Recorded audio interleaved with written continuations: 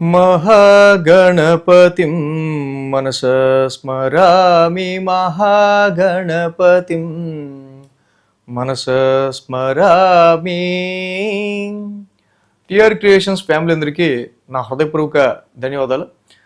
So అలాగే ఈ November 2వ తారీఖు నుంచి నవంబర్ 8వ తారీఖు వరకు కూడా ఈ యొక్క నవంబర్ మాసం మొదటి వారానికి సంబంధించి ద్వాదశ రాశుల వారికి రాశి ఫలాలు ఏ విధంగా ఉండబోతున్నాయి ఏంటి అనేది ఇప్పుడు చూద్దాం మనం.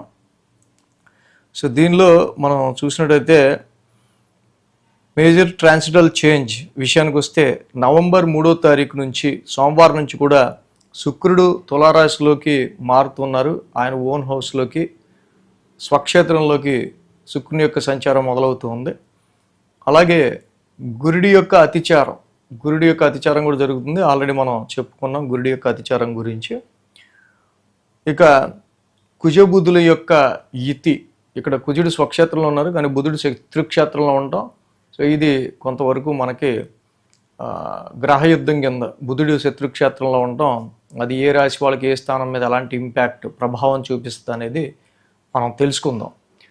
సో అలాగే గురుడు కర్కాటక రాశిలో, ఇక సింహరాశిలో కేతువు, శుక్రుడు స్వక్షేత్రంలో తులారాశిలో, నీచ రాశిలో రవి, అలాగే కుజుడు స్వక్షేత్రంలో వృశ్చిక రాశిలో, బుధుడు శత్రుక్షేత్రంలో వృశ్చిక రాశిలో ఉన్నారు. కుంభరాశిలో రాహు యొక్క సంచారం జరుగుతుంది. అలాగే ఇక్కడ మీన రాశిలో వక్రించి శని యొక్క సంచారం కూడా జరుగుతుంది. సో ఈ విధమైన గ్రహస్థితి, చంద్రుని యొక్క గమనం మనం చూస్తే కనుక కుంభం, మీనం, మేషం, వృషభం ఈ 4 రాశుల మీదుగా ఇక్కడ మనకి చంద్రుని యొక్క సంచారం కూడా ఉంది. సో చంద్రుడి యొక్క సంచారం ఈ యొక్క గ్రహ గోచారాల ఆధారంగా ద్వాదశ రాశుల వారికి సంబంధించి రాశి ఫలాలు ఏ విధంగా ఉండబోతున్నాయనేది చూద్దాం. ఇప్పుడు మేషరాశి వారికి సంబంధించి చూద్దాం. మేషరాశి వారికి సంబంధించి చూస్తే కనుక ఈ రాశికి అష్టమంలో బుధుడు, లాభంలో రాహు 2 గ్రహాల యొక్క అనుకూలత మేషరాశి వారికి మనకి ఇక్కడ కనిపిస్తూ ఉంది. అలాగే ఏలినాటి శని నడుస్తున్నా కూడా లాభంలో ఉన్న రాహు యొక్క సంచారం ఈ రాశి వాళ్ళకి చాలా అనుకూలమైన ఫలితాన్ని ఇస్తూ ఉందని మనం ఆల్రెడీ చెప్పుకుంటా ఉన్నాం. అలాగే గురుడి యొక్క అతిచారం కూడా మొదలైంది. ముఖ్యంగా అర్ధాష్టమంలో గురుడి యొక్క సంచారం మొదలవుతుంది ఈ రాశి వాళ్ళకి సంబంధించి. కాబట్టి డొమెస్టికల్ అట్మాస్ఫియర్, గృహపరమైన విషయాలకి సంబంధించిన విషయాల మీద కొంచెం మీ ఫోకస్ అనేది పెరిగే ఆస్కారాలు ఇక్కడ మనకి కనిపిస్తూ ఉన్నాయి. అదేవిధంగా 11, 12, 1, 2 స్థానాల మీదుగా చంద్రుని యొక్క సంచారం ఉంది ఈ రాశి వాళ్ళకి. ఆదివారం బుధ, గురు 3 రోజులు కూడా మేషరాశి వారికి అనుకూలంగా మనకు కనిపిస్తూ ఉంది. అదేవిధంగా ఇక్కడ చూస్తే కనుక లాభస్థానంలో చంద్రుని యొక్క సంచారం, లాభస్థానంలో చంద్రుడు యోగిస్తారు. అలాగే రాహు కూడా ఉన్నారు అక్కడ.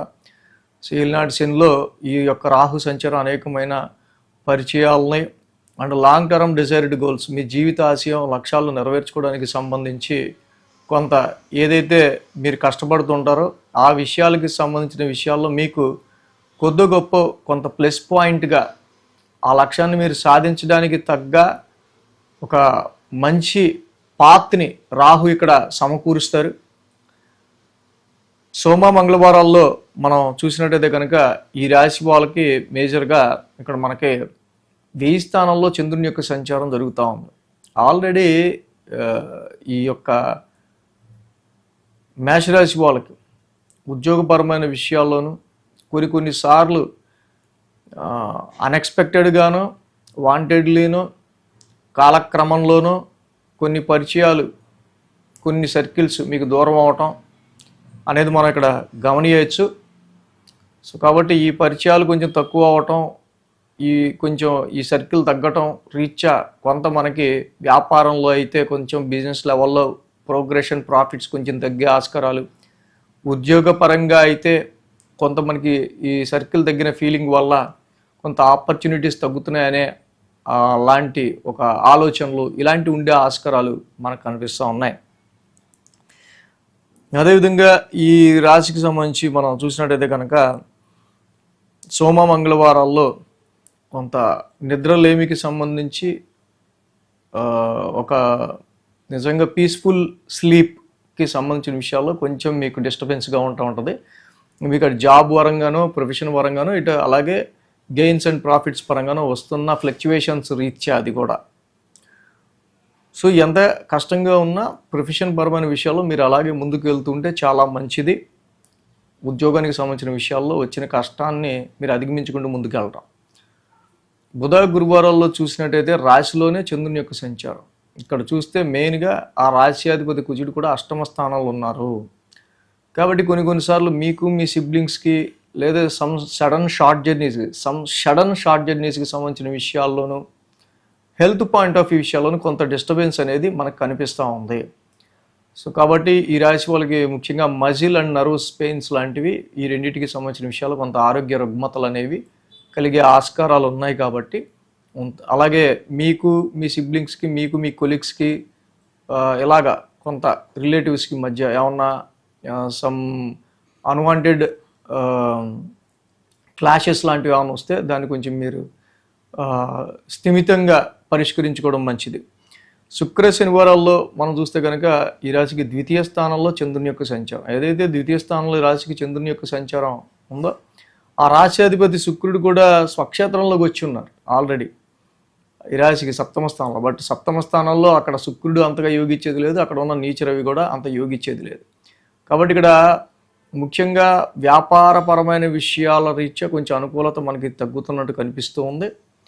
అలాగే అష్టమ స్థానంలో కూడా కుజబుధుల యుతి ఉండటం వల్ల అదర్ సోర్సెస్ ఆఫ్ ఇన్కమ్ విషయంలో బిజినెస్ పార్ట్నర్షిప్ మధ్య కానీ భార్యాభర్తల మధ్య కానీ ఈ ఫైనాన్షియల్ ఇష్యూస్ రీత్యా కొంచెం క్లాషెస్ కూడా ఏర్పడే ఆస్కారాలు ఉన్నాయి. కాబట్టి ఇలాంటివన్నీ రాకుండా చూసుకోవాల్సిన అవసరం ఈ యొక్క మేషరాశి వారికి కనిపిస్తూ ఉంది. సో ఈ రాశికి మెయిన్ పంచమ స్థానంలో కేతు యొక్క సంచారం నడుస్తుంది. కాబట్టి చదువుకునే విద్యార్థులు కూడా ఎడ్యుకేషన్ మీద మంచి ఫోకస్ పెట్టడం అనేది మంచిది. ఈ సమయంలో వ్యాపార రీత్యా మీరు పెట్టిన ఇన్వెస్ట్మెంట్ కూడా అంత సానుకూలమైన రిజల్ట్ని ఇచ్చే ఆస్కారాలు కూడా తక్కువ ఉన్నాయి. కాబట్టి అన్ని విధాలా కూడా ఆలోచించుకుంటూ మేషరాశి వాళ్ళు ఇక్కడ ప్లాన్ చేసుకోవడం అనేది చాలా మంచిది. ఏలినాటి శని అనేది ఒకటి నడుస్తుంది. కాబట్టి కంపల్సరీగా ఏలినాటి శనికి సంబంధించి శనికి ఎంత చేస్తే మీ ఉద్యోగ అభివృద్ధి అంతగా ఉంటుంది, ఉద్యోగంలో ఆపర్చునిటీస్ అంతా ఉంటాయి. శనికి ఎంత బాగా చేస్తే మీకు గుర్తింపు అంత బాగా వచ్చే ఆస్కారాలు ఉంటాయి. కాబట్టి ఈ సమయంలో నీలాంజన సమాభాసం చదువుకుంటూ ఉంటాం. శనికి ప్రతి శనివారం తైలాభిషేకం చేసుకుంటూ ఉండడం మంచిది.